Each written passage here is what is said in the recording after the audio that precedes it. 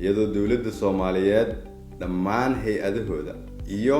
shacabka Soomaaliyeed meel walba ay joogaan ay isu gurmadeen si looga hortago cudurkaas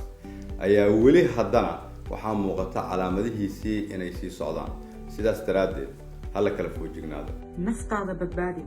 tan walaalkaana badbaadi iyo weliba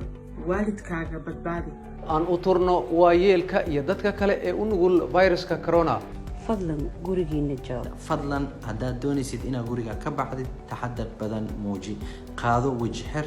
dadka u jirso ilaa 2 mitir kana fogow goobaha ay dadku ku badan yihiin qof waliba ha is ilaaliyo ha xirto mask qof walba oo gurigiisa joogi karana gurigiisa ha joogo ha u geynin cudur adigoona u qasdaynin ha iska dilin walaalka iyo waalidkaaga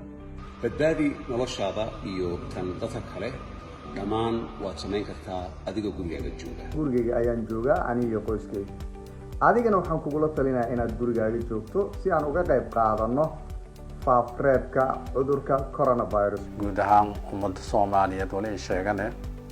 sanabtiyo badbaadiyaan iyo tan walaaljo iyo tan hiljo badbaadiyaan iyo qaadan talooyinka hay'ado caafimaad iyo dhaqaatiirta qaadadan in badan iyo ka dadaalaan nadaafadda